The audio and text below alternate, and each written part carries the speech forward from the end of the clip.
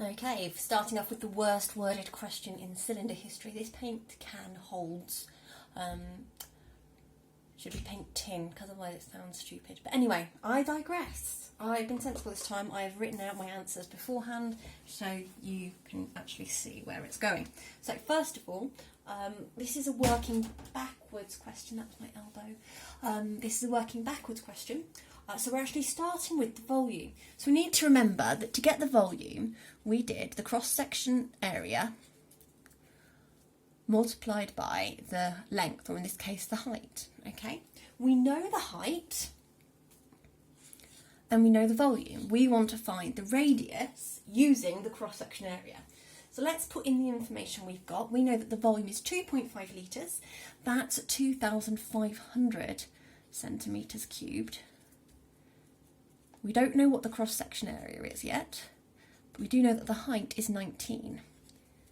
So I want to find out what the cross-section area is. To do that, I need to divide by 19. I need to work backwards. So I'm now going to do the cross-sectional area is 2,500 divided by 19, which I previously calculated was 131.58. Now I've rounded that to 2 decimal places. It wants the final answer to 1 decimal place, but always use 2 decimal places until your final step.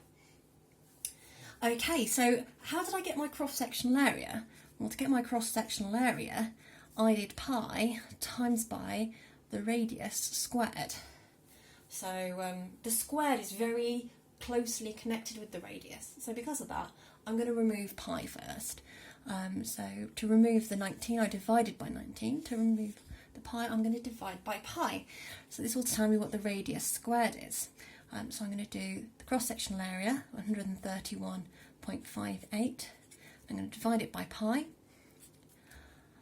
Again, I've already calculated that. It gave me 41.88. Again, I've rounded to 2 decimal places because I'm not finished yet. That's the radius squared. We want the radius. We find the square root to get rid of the squared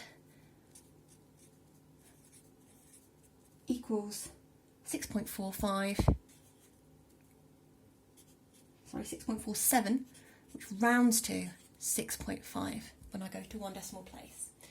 Now, I'd like to point out that although I wrote down this rounded and this rounded and this rounded, at no point did I actually round on my calculator.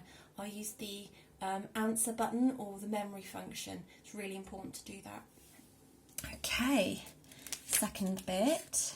The glue's coming off. You can tell I was not made to go on Blue Peter.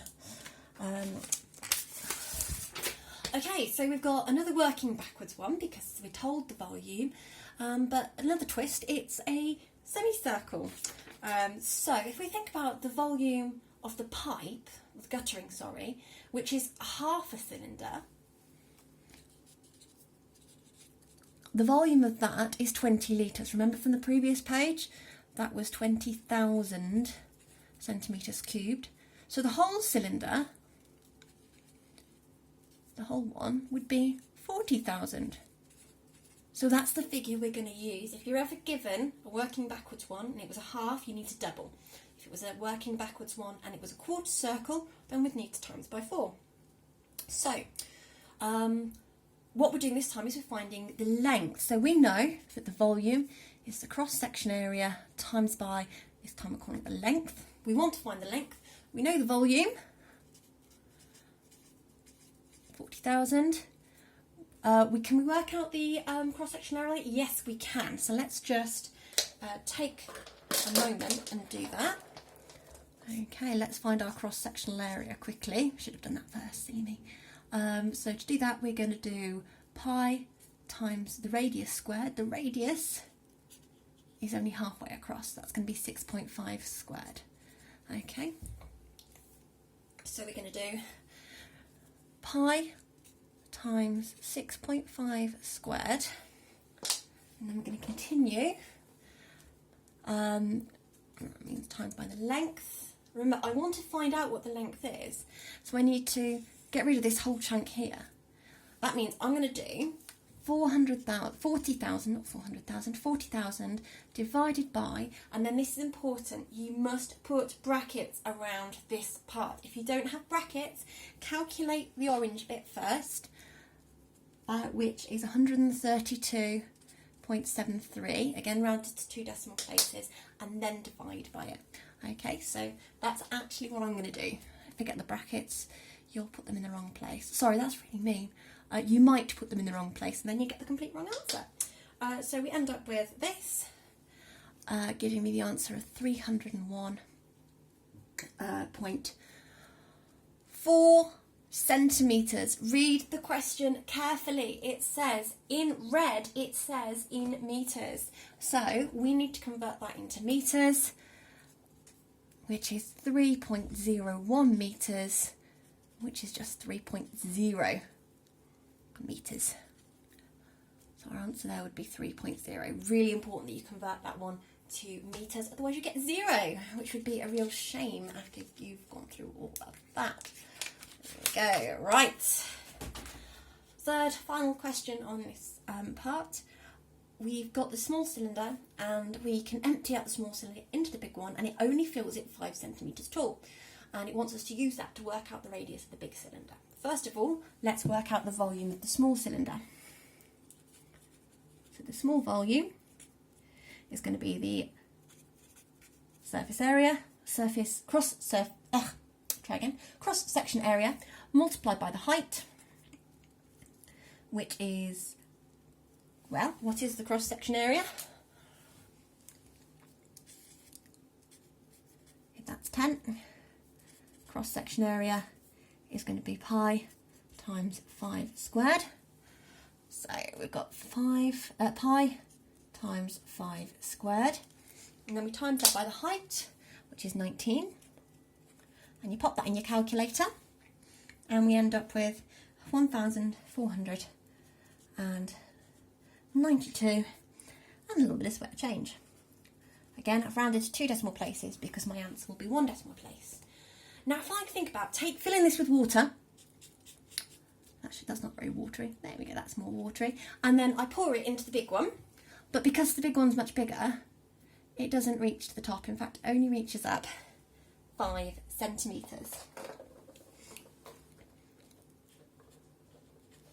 Think about that as being my cylinder, just the water, not the actual cylinder, just the water inside the cylinder. So I've essentially got myself a cylinder that's 5 centimetres high, and I know that the volume is 1,492.26 centimetres cubed. Okay, and now I can work backwards using that. So,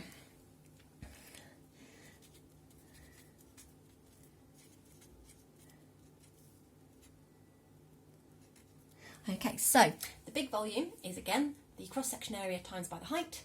We know that the big volume is 1,000 blah blah blah, and that's going to be the cross-section area times by the height, which is 5. So we need to divide by 5, which gives us the cross-section area, 1,492.26 divided by 5, which gives us, now on my calculator it gave me 298.45. Again, rounded to 2 decimal places. That is the area of the purple cylinder, this one here. So let's have a look at the purple cylinder. We know that the cross-section area is pi times the radius squared. We know the cross-section area is this here. So we're going to do 298.45 divided by pi. I really hope this all fits on. Which gives me a lovely round figure of 95. However, remember, that's not the radius, that's the radius squared. Our final step is to find the square root of 95. I really have run out of room there, so I'm going to pop the answer straight in the box. 9.74, remember it's 1 decimal place, 9.74 makes 9.7. Hopefully that has made sense. If not, I apologise.